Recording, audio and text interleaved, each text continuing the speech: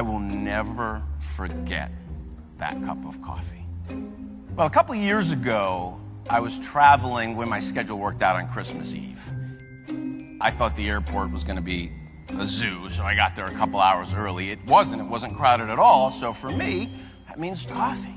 So I get down into my terminal D, and I see the green sign. And when I travel these days, I always wear earbuds, so I'm rocking out to Coldplay. And I see the sign, I get in line, and there's one woman in front of me, and she's having a very animated conversation with the barista. She's kind of waving her arms, and they're both smiling and laughing. So I wasn't in a rush, but out of curiosity, I popped out my earbuds. And sure enough, they're going on about their holidays and their plans and the kids and presents, and she starts to move down the line. So it's my turn to order. And I was greeted with this very warm and sincere welcome. This woman said to me, "Hi, my name's Lily. What's your name?" I said, "I'm Ryan." She said, "Ryan, what can I make for you today?" I said, "Well, I want a grande pumpkin spice latte." She said, "You want whipped cream on that, don't you?" I said, yeah, I want the whipped cream. She said, "I'll tell you what I'm going to do." She said, "I'm going to make it extra hot, load it up with whipped cream, sprinkle a little nutmeg on top. That's how I like it. You're going to love it." I said, "Sounds great." She said, "Where are you going?" I said, "Cleveland." She said, "Are you going back to Cleveland to spend the holiday with your family?" I said, "Yes." Now, at this point, I start looking around for the camera, right? I'm trying to get a latte. So I move down the line. And the conversation continues, and she's funny. She's asking me questions about my family and our holiday traditions.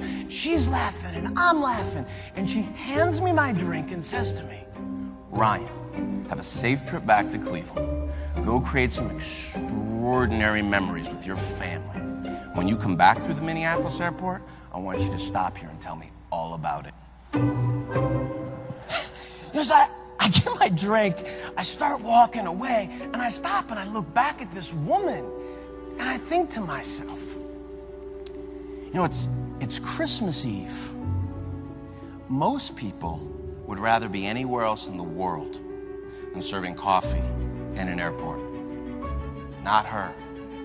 It was like she was meant to be there. And I couldn't help myself. I had to go back.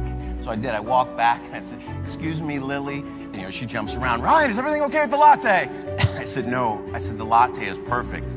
I just had to come back and ask you, what is your secret to making such meaningful connections over serving coffee?" Well, she corrected me. She said, "Ryan, I'm not serving coffee." I said, "Okay, what are you doing?" She had thought about this. And what she told me was, "I'm pouring happiness into people's lives." I said, "You're pouring what?" Like, what is pouring happiness? And her definition of pouring happiness, she wants to be happy in her life. She wants to be around happy people. She cares about her customers. She wants them to come back. So she chooses, even on Christmas Eve, to smile, to have fun, to help people, to just be happy. Instead of just focusing on how to be successful, focus on how to be helpful.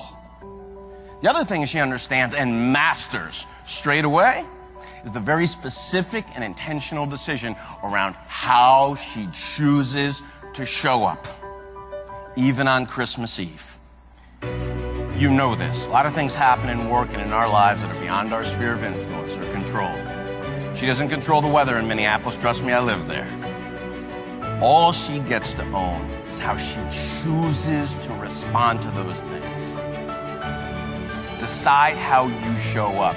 It's interesting, when I met Lily, and she would have had no way of knowing this, but I was pretty heavy in the heart and had a lot on my mind. My parents, both retired school teachers, married 45 years.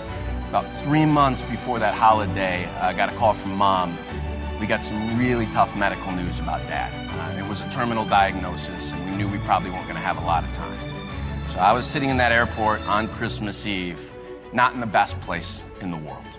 I will never forget that cup of coffee. When you decide to show up consistently as the best version of who you are, it gives you your best opportunity to meet people where they are. And you never know when someone needs you to be your best.